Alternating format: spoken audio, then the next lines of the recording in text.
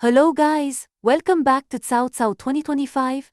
Today, we are diving deep into the true power of FLUX.1 Kontext, next level image editing.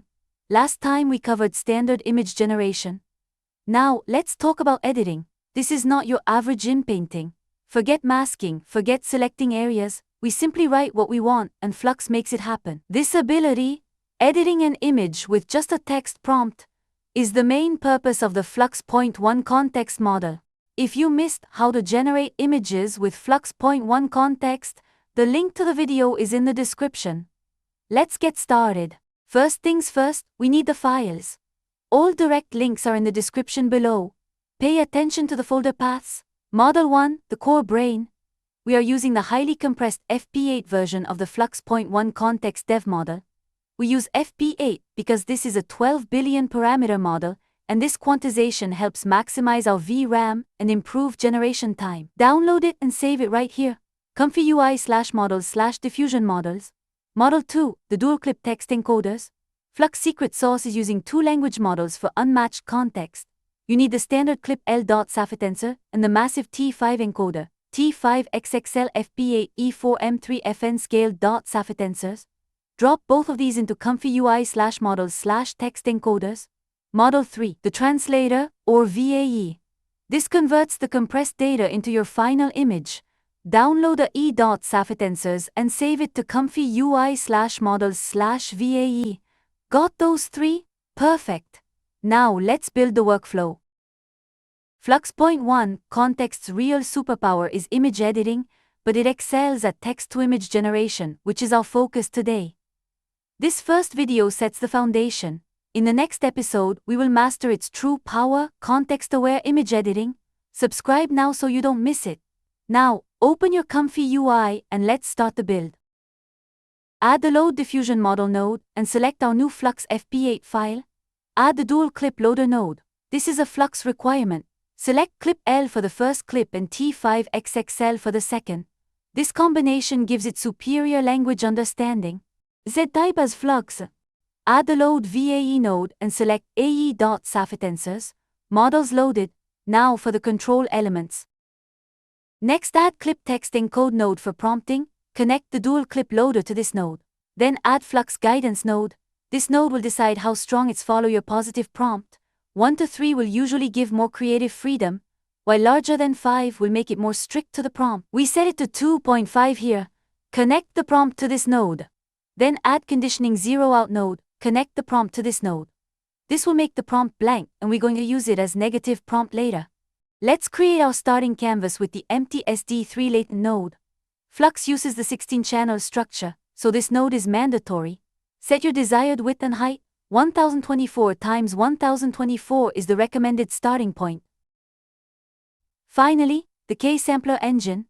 Connect the Load Diffusion Model output to the K-sampler's model input. Connect the Flux Guidance output to the positive input. Connect the Conditioning 0 out output to the negative input.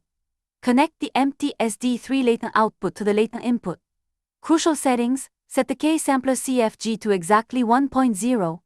Because Flux is guidance distilled, the CFG should always be 1.0. Set the steps to at least 20, or even 30 for better quality, though you can experiment with lower steps later. Connect the K-sampler's latent output to the VAE decode node.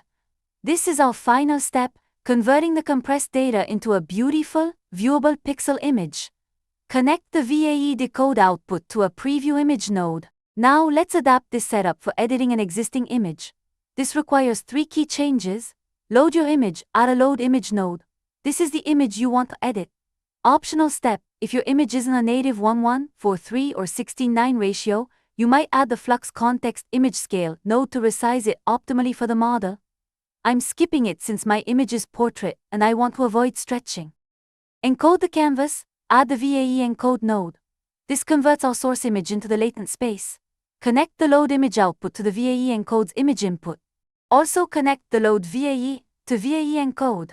Reference the original, add the reference latent node. This is what makes Flux editing so effective.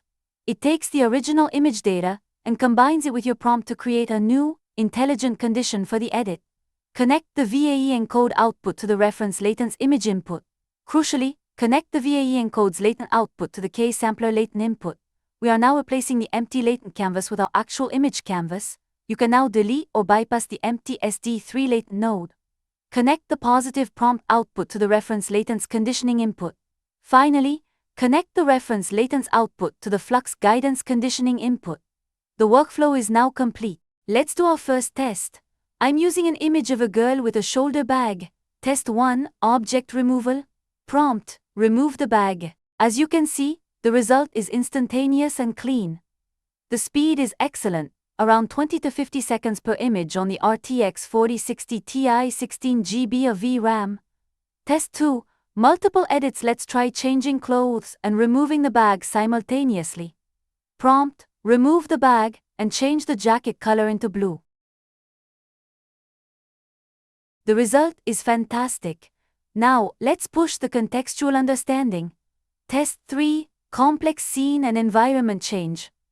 Prompt, remove the bag, change the jacket color into blue, change into daytime, change the castle on the background into a tall building. It worked on the subject, but the castle didn't change perfectly.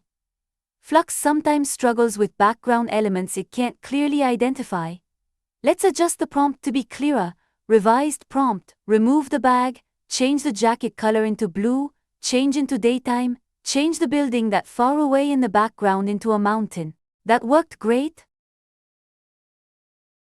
Test 4, expression and position. Let's try other images and change the pose and expression. Prompt, zoom out, show full body, she is smiling and waving her hand. You can even change the point of view, POV, and implied movement.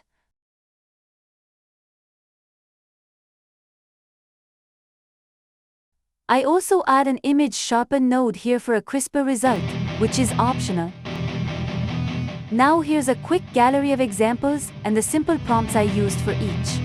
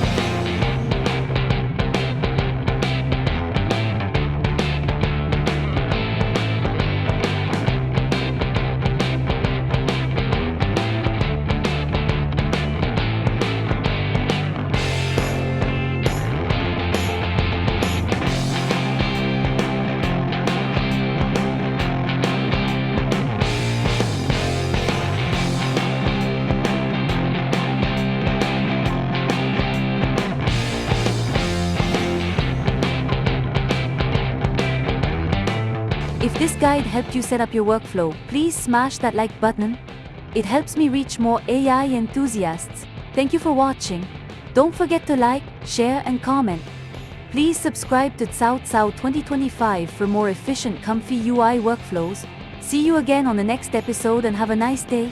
Please subscribe.